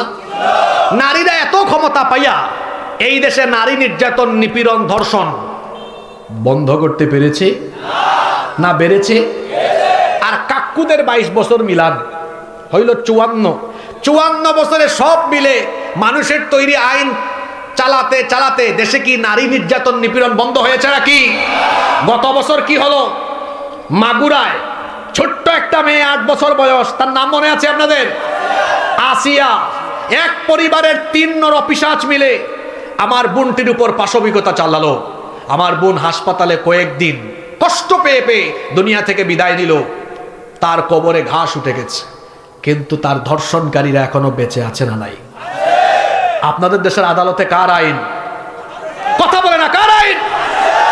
এ কেমন আইন যে আইন থাকার ফলে ধর্ষিতা কবরে যায়? সেখানে যদি আল্লাহর আইন থাকতো, আপনারা বলেন তো দেখি, কোরআনে ধর্ষকের শাস্তি কি? রজম, লাইভ মৃত্যুদণ্ড। না, খালি মৃত্যুদণ্ড না, এই যে এরা আমার আলোচনা লাইভ করতেছে, আল্লাহ কি বলেছেন? ফালিয়াশহাদ ওয়ালিয়াশহাদ আযাবাহুমা তাইফাতুম মিনাল মুমিনিন। মুমিনদের একটা দল যেন এই আযাব দেখে। কেন দেখে? মানুষের সামনে, এটা কাশিমপুর কারাগারে তারে মৃত্যুদণ্ড দেওয়া হবে না, জনসম্মুখে। দিনাজপুরে ঘটনা ঘটেছে, দিনাজপুরে জনসম্মুখে রজম বা মৃত্যুদণ্ড নিশ্চিত করা হবে। কেন? যাতে করে এই শাস্তি অন্যান্যরা প্রত্যক্ষ করে, আর যদি এইরকম কোন লুচ্চা বদমাইশ বা চরিত্রহীন থাকে, এক বিচার দেখে তারা যেন তারের মতো সোজা হয়ে যেতে পারে। তাহলে বলেন, নারীদের অধিকার প্রতিষ্ঠার জন্য, নিরাপত্তার জন্য মানুষের আইন উত্তম না আল্লাহর আইন উত্তম? জোরে বলেন, কার আইন? আমরা এই দেশে চাই মানুষের আইন না আল্লাহর আইন? যারা কথা কয় না তারা কার আইন চায়? হেরাই জানে এটা, আমি হেদের উপর ছেড়ে দিলাম। 4 নম্বর পয়েন্টে আমরা ছিলাম, আল্লাহর আইনের পরিবর্তে যারা মানুষের আইনকে উত্তম মনে করবে এদেরও ঈমান থাকবে না। 5 নম্বর হলো, যারা আল্লাহর কোনো বিধানকে অপছন্দ করবে। গুরুত্বপূর্ণ পয়েন্ট চলে আসছে। আল্লাহর কোনো বিধানকে যদি কেউ অপছন্দ করে তারও ঈমান থাকবে। কোনো বিধানকে অপছন্দ করলে ঈমান থাকবে না। যে কোনো বিধান হতে পারে। মনে করেন গান বাজনা হালাল না হারাম? জুড়ে বলেন, হালাল না হারাম? কিন্তু তারপরেও তার গান বাজনা ভালো লাগে। আল্লাহ তাআলা যেটাকে হারাম করে দিলেন তার সেটা ভালো লাগে, তার সেটা পছন্দ। আবার দেখা যায় অনেকের কাছে মাদক ভালো লাগে, গাঁজা ভালো লাগে। কিন্তু এটা কি ইসলামে নিষিদ্ধ নাকি থাকবে? জোরে বলেন, জায়েজ না নিষিদ্ধ? আল্লাহর কোনো বিধানকে যদি কারো অপছন্দ মনে হয়, যেমন এই দেশে অনেকে আছে আল্লাহর বিধান, কিসাসের বিধানকে অপছন্দ করে, কোরআনের আইনকে তারা বর্বর আইন বলে। নাউজুবিল্লাহ। কোরআনের চুরির শাস্তি হলো হাত কেটে ফেলা। কয় ইসলামের আইনটা বড় মারাত্মক, এটা বর্বর আইন। নাউজুবিল্লাহ। এইরকম করে আল্লাহ তাআলার দেওয়া যে কোনো বিধান, যে কোনো আইনকে কেউ যদি অপছন্দ করে তার কিন্তু ঈমান থাকে না। রব্বুল আলামিন কোরআনুল কারীমের 47 নম্বর সূরা সূরাতু মুহাম্মাদের 8 এবং 9 নম্বর আয়াতে আল্লাহ বললেন, ওয়াল্লাযীনা কাফারু ফাতা'সাল্লাহুম ওয়া আদাল্লা আ'মালাহুম যালিকা বিআন্নাহুম কারিহু মা আনজালাল্লাহু ফাআহবাতা আ'মালাহুম। আর যারা নাফরমানি করেছে, কুফরি করেছে, তাদের জন্য ধ্বংস। ওয়া আদাল্লা আ'মালুহুম, তাদের আমলগুলো বরবাদ হয়ে গিয়েছে। এর কারণ হলো যালিকা বিআন্নাহুম কারিহু মা আনজালাল্লাহ, আল্লাহ যেই সকল বিধিবিধান নাজিল করেছেন সেগুলোকে তারা অপছন্দ করে। এই জন্য ফাআহবাতা আ'মালাহুম, তাদের আমলগুলোকে ধ্বংস করে দিয়েছেন কে? আস্তে বলবেন না, জোরে বলেন কে? নাম্বার 6 নম্বর হলো, যেই কাজে ঈমান থাকে না, দ্বীনের যে কোনো বিধিবিধান নিয়ে কেউ যদি কটাক্ষ করে, হাসি ঠাট্টা বা বিদ্রোহ করে, তারও কিন্তু ঈমান থাকে না। কেউ যদি দ্বীনের যে কোনো বিষয়কে খেল তামাশা মনে করে, এইটাকে ঠাট্টা করে উপহাস করে, ঈমান থাকে না। দেখবেন আমাদের সমাজে এমন বহু মানুষ আছে, টাকনুর উপরে যারা কাপড় পরে, টাকনুর উপরে কাপড় পরলে কয় দেখছো কি ব্যাকডেটেড। বলেন তো, এরকম ঠাট্টা করে কি করে না? করে কি করে না? এমনকি অনেকে দাড়ি নিয়ে ঠাট্টা করে না? একটা যুবক দাড়ি দেখেছে, কয় দেখো দেখো দেখো না, আরে বাপ রে বাপ। এই যে ঠাট্টা করলো, আল্লাহর একটা বিধান উপহাস করলো। আল্লাহর যে কোনো বিধান নিয়ে ঠাট্টা করলে, মজা করলে, খেল তামাশা করলে ঈমান থাকে না। রব্বুল আলামিন কোরআনুল কারীমের 9 নম্বর সূরা সূরাতুত তাওবা এর 65 নম্বর আয়াত থেকে বলছেন, ওয়ালা ইন সাআলতাহুম লায়াকুলুন্না ইন্নামা কুন্না নাখুদু ওয়া নালআব কুল আবিল্লাহি ওয়া আয়াতিহি ওয়া রাসূলিহি কুনতুম তাস্তাহজিউন।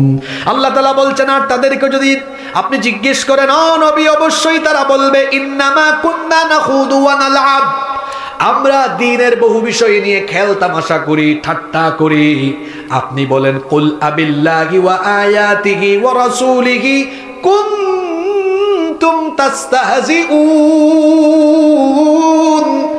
আপনি বলেন তোমরা কি আল্লাহর নিদর্শন সমূহ এবং রসুলকে নিয়ে বা আল্লাহ রসুলের কোনো বিধান বা তরিকা নিয়ে ঠাট্টা উপহাস করো নাকি? লা তা'তাদিরু, অজর পেশ করো না। কদ কাফারতুম বা'দা ঈমানিকুম, যদি এই রকম ঠাট্টা উপহাস করো ঈমান আনার পরে, তাহলে অবশ্যই তোমরা কুফরিতে লিপ্ত হয়ে গিয়েছো। আল্লাহ তাআলা বলছেন, ও মুসলমানেরা শোনো, তোমাদের সমাজে যদি এমন মানুষ থাকে, একটা নিষেধাজ্ঞা সতর্কবাণীর কথা শুনেন, আল্লাহ শিখিয়ে দিচ্ছেন, তোমাদের সমাজে যদি এমন মানুষ থাকে যারা রীতিমতো আল্লাহর কোনো বিধানকে নিয়ে ঠাট্টা উপহাস করে, খবরদার তাদের সঙ্গে আর উঠা বসা করবে না, চলাফেরা করবে না। কথাটা কার? শোনেন আল্লাহর কোরআনের সেই আয়াত, কোরআনে কারীমের 4 নম্বর সূরা সূরাতুন নিসা এর 140 নম্বর আয়াতে বললেন, ওয়াকাদ নাযালা আলাইকুম ফিল কিতাবি আন ইযা সামি'তুম আয়াতিল্লাহি ইউকফারু বিহা ওয়া ইউস্তাহজাউ বিহা ফালা তাকউদু মা'আহুম يخوضوا في حديث غيره إنكم إذا مثلهم إن الله جامع المنافقين والكافرين في جهنم جميعا। আল্লাহ তাআলা বলছেন, তোমাদের জন্য এই কিতাবে যে বিধিবিধান দেওয়া হয়েছে, যদি তোমরা শুনতে পাও কেউ আল্লাহর বিধানকে ঠাট্টা করছে, মস্করা করছে, কেউ আল্লাহর বিধান নিয়ে উপহাস করছে, ফালা তাকউদু মাহুম, তাদের সঙ্গে উঠা বসা করো না। যতক্ষণ না তারা এই অবস্থা থেকে চলে আসে, ততক্ষণ পর্যন্ত তাদের সাথে উঠা বসা করো না। যদি তুমি করো, তুমি তাদের অন্তর্ভুক্ত হয়ে যাবে। আবার আল্লাহ তাআলা কোরআনে কারীমের 5 নম্বর সূরা সূরাতুল মাইদা এর 57 নম্বর আয়াত থেকে বলছেন, ইয়া আইয়ুহাল্লাযীনা আমানু লা তাত্তাখিযুল্লাযীনা ইত্তাখাযু দীনাকুম হুজুওয়ান ওয়া লাইবান মিনাল্লাযীনা উতুল কিতাবা মিন ক্বাবলিকুম ওয়াল কুফফারা আউলিয়া ওয়াত্তাকুল্লাহা ইন কুনতুম মুমিনিন। আল্লাহ তাআলা বলছেন, হে ঈমানদারেরা, তোমাদের পূর্ববর্তীতে যাদেরকে কিতাব দেওয়া হয়েছিল, তাদের মধ্য থেকে যারা দ্বীনকে ঠাট্টা উপহাসের পাত্র বানিয়েছে, তাদেরকে তোমরা তোমাদের বন্ধু রূপে গ্রহণ করো না, বরং আল্লাহকে ভয় করো। আল্লাহকে ভয় করো যদি তোমরা মুমিন হয়ে থাকো। আল্লাহ বললেন, যারা আল্লাহর দ্বীনকে কটাক্ষ করে, আল্লাহর দ্বীনকে নিয়ে ঠাট্টা করে, উপহাস করে, তাদের সঙ্গে কোনো মুসলমানের সম্পর্ক থাকতে পারে। নাম্বার 7 নাম্বার, যেই কাজ করলে ঈমান থাকে না, যদি কেউ জাদুবিদ্যা, জাদু মন্ত্র কিংবা কেউ যদি কুফরি কালামের মাধ্যমে কারো ক্ষতি করতে চায়, কারো দাম্পত্য জীবনে সমস্যা ঘটাতে চায়। আমাদের দেশে দেখবেন গ্রামে গঞ্জেও এগুলা আছে, অনেকে জাদুকরদের কাছে গিয়ে জাদুবিদ্যার মাধ্যমে, কুফরি কালামের মাধ্যমে দেখা যায় বিভিন্ন পরিবারের মধ্যে ভেজাল লাগাতে চায়। এই রকম মানুষ আছে না নাই? জাদুবিদ্যা হলো হারাম। 2 কারণে জাদুবিদ্যা হারাম। প্রথম কারণ হলো এটা হলো শয়তানি বিদ্যা, এটা শয়তানের কাজ। 2 নম্বর হলো জাদুবিদ্যা, এটাতে শয়তানের সাহায্য চাওয়া হয়। এই জন্য জাদুবিদ্যাকে যিনি হারাম করে দিয়েছেন তিনি কি? সুতরাং জাদুকরদের কাছে গিয়ে জাদুবিদ্যার মাধ্যমে কিংবা কুফরি কালামের মাধ্যমে যারা কোনো মানুষের ক্ষতি সাধন, দাম্পত্য জীবনে সমস্যা, পারিবারিক কিংবা যে কোনো মানুষের ক্ষতি সাধনের অপচেষ্টা করবে, এমনকি কেউ যদি জাদুবিদ্যার মাধ্যমে কোনো ভালো কাজও করতে চায়, এরপরও এটা করা যাবে না, কারণ জাদুবিদ্যাটাই তো হারাম। যারা জাদুবিদ্যা, কুফরি কালাম এবং জাদু তন্ত্র মন্ত্র করে, এগুলো যারা করে, এগুলো যারা বিশ্বাস করে, এদের ঈমান থাকে। নাম্বার 8 নাম্বার হলো ইসলাম এবং মুসলমানদের বিরুদ্ধে যারা মুশরিকদেরকে সাহায্য করে, এদের ঈমান থাকে। খুব গুরুত্বপূর্ণ পয়েন্ট। ইসলাম আর মুসলমানদের স্বার্থের বিরুদ্ধে যারা গিয়ে অমুসলিমদেরকে, মুশরিকদেরকে, আধিপত্যবাদীদেরকে সাহায্য করে, এদের ঈমান থাকে। আমার দেশে মাঝে মাঝে দেখবেন যারা রাষ্ট্র ক্ষমতায় যায়, শুধু ক্ষমতার স্বার্থে তাদের বিদেশি প্রভুদেরকে খুশি করার জন্য উলামা, মাশায়েখ, টুপিওয়ালা, দাড়িওয়ালাদেরকে পিটাইয়া পিটাইয়া জেলখানায় ঢুকায়। এরকম আছে না নাই? এমনকি ক্ষমতার জন্য ইসলাম আর মুসলমানদের স্বার্থ বিরোধী এজেন্ডা বাস্তবায়নেও তারা পিছপা হয় না।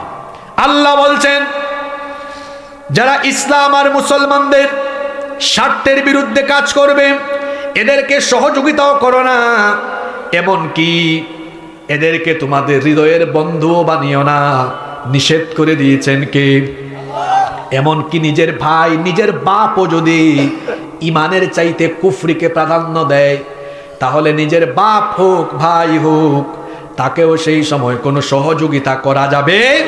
রব্বুল আলামিন কোরআনুল কারীমের 9 নম্বর সূরা সূরাতুত তাওবা এর 23 নম্বর আয়াতের জন্য বললেন, ইয়া আইয়ুহাল্লাযীনা আমানু লা تتخذوا آباءكم وإخوانكم أولياء إن استحبوا الكفر على الإيمان ومن يتولهم منكم فأولئك هم الظالمون। আল্লাহ তাআলা বলছেন, হে ঈমানদারেরা, তোমাদের পিতা এবং তোমাদের ভাইয়েরাও যদি ইমানের উপরে কুফরিকে পছন্দ করে, তাহলে তাদেরকেও তোমরা হৃদয়ের কোনো বন্ধু বানিও না, কিংবা তাদেরকেও সহযোগিতা করো না। যদি তোমরা করো তাহলে তোমরাও তাদের অন্তর্ভুক্ত হয়ে গেলে, এই কারণে তোমরা জালেমের পরিণত হয়ে যাবে। এটা করলে পরে ইমান হারা হয়ে যাবে। 9 নম্বর হলো, আল্লাহ যেটা হালাল করেছেন সেটাকে কেউ যদি হারাম বানায়, আবার আল্লাহ যেটা হারাম করেছেন সেইটাকে কেউ যদি হালাল বানায়, তাহলে তার ঈমান থাকবে না। আল হালালু ওয়াল হারামু বাইয়িন, হালাল হারাম সুস্পষ্ট, হালাল আর হারামের ইখতিয়ার একমাত্র কার? এবার গুরুত্বপূর্ণ কথা শুনেন, আপনার দেশে একদম রাষ্ট্রীয় পর্যায়ে পর্যন্ত এই কুফরটা চলে। আল্লাহ বানিয়েছেন হালাল, তারা বানাইছে আল্লাহ বানিয়েছেন হারাম, তারা বানাইছে। উদাহরণ নেবেন? বহু উদাহরণ আমি দিতে পারবো। হ্যাঁ, দিচ্ছি তো। মদ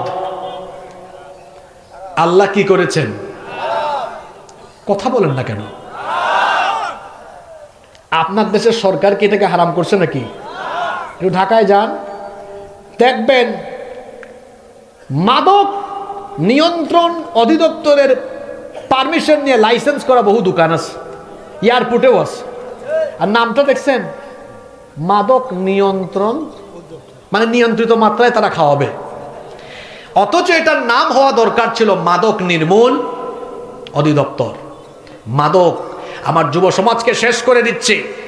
যুবক ভাইদেরকে বলতে চাই, খবরদার, মাদকের সাথে সম্পর্ক রাখা যাবে না। কারণ যারা মাদকের সাথে সম্পর্ক রাখে এদের শারীরিক যেমন ক্ষতি আছে, মানসিক ক্ষতি আছে, ঠিক তেমনি ভাবে দুনিয়াও ধ্বংস হয়ে যায়, আখিরাতও ধ্বংস হয়ে যায়। মাদকের সাথে সম্পর্কিত ব্যক্তিদেরকে লানত দিয়েছেন কে? জোরে বলেন, লানত দিয়েছেন কে? ইন্নামাল খামরু ওয়াল মাইসিরু ওয়াল আনসাবু ওয়াল আজলামু রিজসুম মিন আমালিশ শাইতান। মাদক, জুয়া, ভাগ্য নির্ণায়ক তীর, ভাস্কর্য, প্রতিমা, এগুলো সব শয়তানি কাজ। সুতরাং যারা মাদকাসক্ত এরা শয়তানের বন্ধু। মাদকাসক্তরা কার বন্ধু? তো বলেন তো, আল্লাহ করেছেন হারাম, তারা বানাইছে কি? কথা বলেন। আরো জরুরি কথা আছে, সেটা হলো এই, আমার দেশে 18 বছরের আগে কোনো ছেলে মেয়ের বিয়ে হলে জরিমানা, বাল্যবিবাহ, কত কিছু তারা করে। কিন্তু 18 বছরের আগে যদি এই ছেলে আর মেয়ে কবুতরের জোড়ার মতো বটতলা, ঝাউতলা, লাউতলা, নদীর তীরে, রমনার বটমূলে, ঢাকার হাতির জিলে বসে বসে বাদাম খায়, একজনের হাতের উপর আরেকজনের হাত রাখে, কয় নো প্রবলেম। আপনাদেরকে হাসানোর জন্য বলতেছে নাকি? এগুলো বিবেকের দুয়ারে কথাগুলো ঢুকান। এখন বলেন, এই যে কপতিরা, কবুতরের জুড়ারা বসে বসে বাদাম খায়, ঢলাঢলি মাখামাখি করে, আল্লাহর আইনে এটা হালাল না হারাম? আপনার দেশের আইনে কথা বলেন। আর প্রাপ্তবয়স্ক একটা ছেলে মেয়ে বিয়ে করবে, কয় 18 বছর আগে প্রাপ্তবয়স্ক হয় না, আর বুরুঙ্গামারি থেকে ক্লাস 5-এর ছেলে তার গার্লফ্রেন্ড নিয়ে চলে গেছে কক্সবাজার, কয় এটা অসুবিধা নাই। তো 16-17 বছর বয়সে যদি ছেলে মেয়ে বিবাহ করে, ওরা কি দিন বিরোধী, শরিয়ত বিরোধী কাজ করলো? কথা বলেন না কেন? যদিও আমরা এত কম বয়সে ছেলে মেয়েদেরকে উৎসাহিত করি না, কিন্তু বোঝানোর জন্য বলছি, আল্লাহ করেছেন যেটা হালাল ওরা বানিয়েছে, আবার আল্লাহ বানিয়েছেন যেটাকে হারাম তারা বানিয়ে ফেলেছে। এইভাবে করে যারা আল্লাহর বিধানকে হালালকে হারাম বানায়, হারামকে হালাল বানায়, ওরা রাষ্ট্রীয় পর্যায়ে আল্লাহর সাথে কুফরি করে। এই কুফর আপনার দেশে নাই তো? চিন্তা করছেন? যাওয়ার পরে আবার বলিয়েন না, কোন হুজুর আসলো, এত ওয়াজ করে গেল, একটু নামাজ রোজার কথা কইল না, একটু ভালো আমলের কথা কইল না। ও বাবা আমার, ভাই আমার, আপনার যদি ইমানই না থাকে আপনার আমল কবুল হবে কেমনে? আগে তো ইমানের মেশিন ঠিক করা দরকার। আপনার মেশিন ঠিক না হইলে জিনিস চলবে? তো মেশিন তো ঠিক করা লাগবে। আপনার ভেতরে তো ইমানের অ্যাপসটাও ডাউনলোড ইনস্টল হয় নাই, নেকামল কবুল হবে কেমনে? আগে নেকামল না আগে ইমান? জোরে বলতে হবে, আগে নেকামল না আগে ইমান? ইমানকে আগে ঝালাই করে নিতে হবে। আমার দেশের বেশিরভাগ মানুষের কথাবার্তা, চাল চলন, মুআমালাত, মুআশারাতে এমন এমন কথা কাজ করে, যার কারণে সকাল সন্ধ্যা ইমান হারা হয়ে যায়। আর রাসূল বলেছেন সাল্লাল্লাহু আলাইহি ওয়াসাল্লাম, তিনি বলেছেন আখিরি জামানা হবে ফিতনার জামানা। সকালে মুমিন, বিকালে কাফের, শয়তানি উপকরণ উপাদান থাকবে। দেখেন আপনারা, আল্লাহ বানাইছে হালাল, তারা বানাইছে হারাম। আল্লাহ বানাইছেন হারাম, তারা বানাইছে। কোন মানুষের কোন ক্ষমতা আছে হালাল আর হারাম সে নির্ধারণ করবে? জোরে বলেন, ক্ষমতা আছে? হালাল আর হারামের একমাত্র ইখতিয়ার যার, জোরে বলেন তো তিনি কে? 10 নাম্বার হলো ইমান বিধ্বংসী। 10 নাম্বার কাজ হলো, কেউ যদি আল্লাহর দ্বীন ইসলাম এবং এই শরীয়তের চাইতে অন্য কোনো ব্যক্তিকে প্রাধান্য দেয়, সে যদি মনে করে আমার শরীয়তের চাইতে, দ্বীন ইসলামের চাইতে অমুক আমার কাছে প্রাধান্য পাবে, এরও ইমান থাকবে না। আপনি নাউজুবিল্লাহ পড়ছেন, ঠিক আছে, একটু পরে আয়াতটা বলে উদাহরণ দিব যে অনেক ব্যক্তির কাছে ইসলামের চাইতে তার নেতা নেত্রী অনেক বড়। এটা আমি আপনারা একটু পরে বুঝাইয়া দিব। আগে আয়াতটা শুনেন। কোরআনুল কারীমের 3 নাম্বার, কোরআনুল কারীমের 7 নাম্বার সূরা, সূরাতুল আরাফের 3 নাম্বার আয়াতে আল্লাহ তাআলা বলছেন, ইত্তাবিউ মা উনজিলা ইলাইকুম মির রাব্বিকুম ওয়া লা তাত্তাবিউ মিন দুনিহি আউলিয়া قليلا ما تذكرون। আল্লাহ তাআলা বলছেন, তোমাদের রবের তরফ থেকে যা নাজিল হয়েছে, এই কিতাব যার তরফ থেকে নাজিল হয়েছে, জুড়ে বলেন তিনি কে? আল্লাহ বললেন, তোমাদের রবের তরফ থেকে যা নাজিল হয়েছে তার অনুসরণ করো। খবরদার, এটা ছাড়া অন্য কাউকে অভিভাবক বানিও না, অনুসরণ করো না, তাহলে ক্ষতিগ্রস্ত হয়ে যাবে। আমার সমাজে আপনি এমন বহু মানুষ দেখবেন, দুনিয়ার লোভ লালসায় পড়ে, দুনিয়ার মোহে সে ইসলামের বিধিবিধানের চাইতে, আল্লাহর কোরআনের বিধানের চাইতে অনেক সময় তার নেতা নেত্রীকে সে প্রাধান্য দিয়ে বসে। অনেক সময় দেখা যায় তার নেতা নেত্রীরা ইসলামের বিরুদ্ধে কথা বললেও সে তার নেতা নেত্রীর চামচামি করতেই থাকে। আমার দেশে এমন বহু নেতা আছে যারা বলে শরিয়া আইনে আমরা বিশ্বাস করি না। শরিয়া আইনে যে ব্যক্তি বলে বিশ্বাস করি না, তার ঈমান চলে গেছে, প্রকাশ্যে তওবা করে ক্ষমা চেয়ে আবার তার মুসলমান হওয়া দরকার আছে। কিন্তু দেখবেন দুনিয়ার লোভে লিডার বলে বলে পিছনে পিছনে চামচামি করে, এমন চামচা আছে না নাই? এখন আবার বাংলাদেশে নতুন ট্র্যাডিশন শুরু হয়েছে। আমরা আলেমুলামারা সত্য কথা বলি, সত্য কথা তিতা হয়। এজন্য আপনারা দেখবেন অনেকের কাছে এই কথাগুলো ভালো লাগে না। ফেসবুকে দেখবেন বহু ফেসবুক মুফতি আছে, হুজুরদেরকে নিয়ে আজে বাজে কটাক্ষ করে, আজে বাজে লেখালেখি করে, কমেন্ট করে, আছে না নাই? 20-25 বছর পড়ালেখা গবেষণা করে একজন লোক আলেম হয়েছে, আর তুমি আউযুবিল্লাহ বিসমিল্লাহ শুদ্ধ করে বলতে গেলে 30টা ভুল করবা। তুমি আলেমকে নিয়ে সমালোচনা করো, তুমি তো আসলে স্পর্ধা দেখাতে দেখাতে দেখাতে দেখাতে নবী রাসূলদের ওয়ারিস উলামা মাশায়েখদের সাথে বেয়াদবি আরম্ভ করেছো। তোমার নেতা নেত্রীর জন্য তুমি আলেমদের কথা অতীতা মনে করো। অনেক এলাকায় মাহফিলেও দেখবেন হুজুরদের সাথে এরা বেয়াদবি করে। কি আশ্চর্য কথা!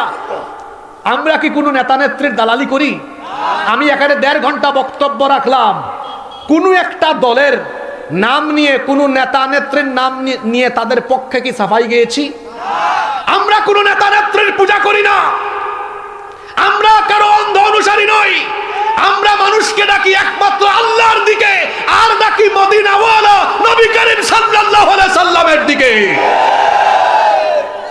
এছাড়া অন্য কোনো দিকে আমরা মানুষকে দাওয়াত দেই না। আমাদের পথ কুরআন সুন্নাহর পথ, আমাদের পথ ইসলামের পথ, আমাদের পথ নবীয়িনদের, সিদ্দিকিনদের, শুহাদাদের, সালেহিনদের। কারণ কোরআনে আল্লাহ এদেরকে বলেছেন নেয়ামত প্রাপ্ত বান্দা। সুবহানাল্লাহ। মনে রাখবেন, পৃথিবীতে অন্ধ আনুগত্য মাত্র একজনের করা যায়, এছাড়া আর অন্য দ্বিতীয় কোনো ব্যক্তির অন্ধ আনুগত্য করা যায় না। একমাত্র অন্ধ আনুগত্য অনুসরণ একজনের করা যায়, তিনি আর কেউ নন, আখিরে নবী রাহমাতাল লিল আলামিন মুহাম্মাদুর রাসূলুল্লাহ। সবাই বলেন সাল্লাল্লাহু। এই জন্য জীবনের শুরু থেকে শেষ পর্যন্ত আদর্শ এবং অনুসরণ করতে হবে মুহাম্মাদুর রাসূলুল্লাহ সাল্লাল্লাহু আলাইহি ওয়াসাল্লামের। যদি আমরা তাকে অনুসরণ করে করে জীবন চালাই, আমাদের ব্যক্তি জীবন, পরিবার, সমাজ, রাষ্ট্র, অর্থনীতি, রাজনীতি সব জায়গায় যদি আমরা আমার নবীকে অনুসরণ করি, তাহলে আমাদের কি ফায়দা হবে? কোরআনে কারীমের 3 নম্বর সূরা, সূরা আলে ইমরানের 31 নম্বর আয়াত থেকে আল্লাহ বললেন, কুল ইন কুনতুম তুহিব্বুনাল্লাহা ফাত্তাবিউনি ইউহিব্বুকুমুল্লাহু ওয়া ইয়াগফির লাকুম যুনুবাকুম ওয়াল্লাহু গফুরুর রহিম। ও নবী, আপনি বলুন, যদি তোমরা আল্লাহকে ভালোবাসতে চাও, আমরা আল্লাহকে ভালোবাসতে চাই কি চাই না? আল্লাহ বলেছেন যদি তোমরা আল্লাহকে ভালোবাসতে চাও তাহলে ফাত্তাবিউনি, নবী বলেন তারা যেন আপনার অনুসরণ করে। যদি তারা আপনার অনুকরণ করে জীবন চালায়, আমাকে ভালোবাসা লাগবে না, ইউহিব্বুকুমুল্লাহ, আল্লাহ নিজেই তাদেরকে ভালোবাসবেন। আর আল্লাহ যখন ভালোবাসবেন, ইয়াগফির লাকুম যুনুবাকুম ওয়াল্লাহু গফুরুর রহিম, আল্লাহ তখন সব গুনাহ মাফ করে দিবেন। এই জন্য আল্লাহর আনুগত্য আর রাসূলের দেখানো পথে চলবে যারা, সফল কাম হবে তারা।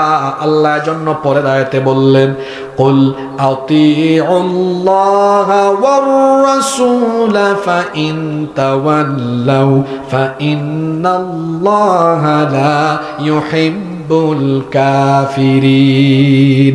ও নবী, আপনি বলুন আল্লাহর আনুগত্য আর রাসূলের আনুগত্য করো, যদি মুখ ফিরিয়ে নাও তাহলে আল্লাহ কোনো কাফিরদেরকে পছন্দ করেন না। তাহলে বোঝা গেল যারা নবীজিকে অনুসরণ বাদ দিয়ে অন্য কাউকে প্রাধান্য দেয়, এদের আর ঈমান থাকে। হ্যাঁ যুবক ভাইয়েরা, চুলের কাটিং এ কারে প্রাধান্য দিলা? মেসিকে না নেইমারকে? মেসি কাটিং চুল, নেইমার কাটিং চুল। কিছুক্ষণের মধ্যে আমরা মোনাজাত করব। যারা এখনো বসে আছে এরা হলো আজকের মাহফিলের রিয়েল শ্রোতা। সাধারণত বাংলাদেশের যত জায়গায় আমি মাহফিল করি, আজকের মতো দৃশ্য আমি খুব কম পাইছি। অর্থাৎ আমি শেষ করার আগ পর্যন্ত মানুষ নড়াচড়া করে না। সম্ভবত এই এলাকায় আজান শোনা, কিচ্ছা শুনেন না কিছু শ্রোতা আছে। রাঁধুনি রান্নার উপকরণ কি দিলে রান্না কেমন হবে সে যেমন বুঝে, বক্তা ওয়াজ করলে তার শ্রোতার সেন্টিমেন্ট বুঝে। কিছু শ্রোতা আছে এই দেশে, এরা ওয়াজ শুনতে, কুরআন হাদিস শুনতে আসে না, আওয়াজ শুনতে আসে, চেহারা দেখতে আসে, হুজুরটা কেমন, কণ্ঠ শুনতে আসে, কেউ বা আবার কিচ্ছা কাহিনী শুনতে আসে। আমি যে এতক্ষণ আলোচনা করলাম, শতাধিকের উপরে রেফারেন্স দিয়ে দিয়ে প্রতিটা আয়াত থেকে কথা বলেছে, পয়েন্টের উপর কথা বলেছে। যারা শেষ পর্যন্ত ছিলেন আমি বুঝছি এরা রিয়েল শ্রোতা, এরা হুজুর দেখার জন্য আসেনি, এরা হাসিবুর রহমানকে দেখতেও আসেনি, এরা এসেছে আল্লাহর কোরআনের সুধা পান করে বাড়ি যাওয়ার জন্য। মনে রাখবেন, কোয়ান্টিটি দিয়ে কখনো ইসলাম বিজয়ী হয়নি, ইসলাম বিজয়ী হয়েছে কোয়ালিটি দিয়ে। এজন্য কোয়ান্টিটি গুরুত্বপূর্ণ নয়, 1 লক্ষ কোয়ান্টিটি থাকা শ্রোতাদের চাইতে 100 কোয়ালিটিফুল শ্রোতা, 1 লক্ষ ফাউল শ্রোতার চাইতে 100 কোয়ালিটিফুল শ্রোতা, এরা অনেক অনেক অনেক বেশি প্রয়োজনীয়। আমি এবার শেষ দিকে কিছু কথা বলি। এই যে বললাম রাসূল সাল্লাল্লাহু আলাইহি ওয়াসাল্লামকে এর চাইতে অন্য কাউকে প্রাধান্য দেওয়া। দেখেন না, চুলের কাটিং দেখেন, এদিকে চুল নাই, ওদিকে চুল নাই, পিছনেও নাই, মাঝখানে চুল বেশি বেশি রেখেছে, দেখলে মনে হয় পাখির বাসা বানিয়েছে। কোথায় মেসি, কোথায় নেইমার, তার কাটিং, গায়ক আর নায়কের কাটিং চুল রেখেছে। তাহলে বলেন তো, সে কি চুলের কাটিংয়ে নবীজিকে প্রাধান্য দিল না অন্যকে প্রাধান্য দিল? আমার পায়ের তলা থেকে মাথা পর্যন্ত আমার জীবনের প্রতিটি কথা, কাজ, আমলের ক্ষেত্রে আমি যাকে প্রাধান্য দিব, অনুসরণ করব, তিনি আর কেউ নন, তিনি আখেরি নবী মুহাম্মাদুর রাসূলুল্লাহ সাল্লাল্লাহু আলাইহি ওয়াসাল্লাম। এজন্য আসুন আমরা নবীজির তরিকায়, নবীজির আদর্শকে লালন করে জীবন গঠন করে জান্নাত দিয়ে দিবেন কে? জোরে বলেন, জান্নাত দিয়ে দিবেন কে? আজকের মাহফিলে আসতে পেরে আমরা কারা কারা খুশি হয়েছে একটু হাত তুলুন তো। মাশাআল্লাহ, হাতটা তুলে রাখেন, নামাইয়েন না। এত বড় মাহফিল আয়োজন করেছে, আমি শুনে খুশি হয়েছি। আজকের কমিটি বাহির থেকে 1 টাকাও কালেকশন করে নাই, আলহামদুলিল্লাহ পড়েন। তাদের অল্প কিছু ঘাটতি থেকে গেছে, এই জন্য ওই দেখেন পিলারে পিলারে, এগুলা কি বাক্স নাকি? পিলারে পিলারে তারা বাক্স রেখেছে। কি ভদ্র, কি সুন্দর ব্যবস্থাপনা, খুব খুশি হয়েছে। আবার রাস্তায় দেওয়া আছে, আপনারা এই 2টা হাত পকেটে ঢুকাইয়া প্রত্যেকেই যাওয়ার সময় এই বাক্সর ভিতরে আপনারা সবাই সহযোগিতা করতে পারবেন না? পারবেন তো? আজকের কমিটি বড় ভদ্র। অনেক জায়গায় দেখা যায় তারা কালেকশন করতে করতে রাত 11টা বাজায়, অনেকে আবার চাদর নিয়ে ঢুকে। এদের সিস্টেম দেখছেন কি সুন্দর, বাক্স রেখে দিয়েছে, খুব সুন্দর পদ্ধতি। আমি সবাইকে অনুরোধ করব, হাত নামান, আর কষ্ট দিব না, হাত নামান। আমরা সবাই আমাদের হাতটা দানের হাত বানিয়ে সবাই যাওয়ার সময় আমরা দান করে করে তারপর বের হব। রাজি আছেন? সবাই রাজি আছেন তো?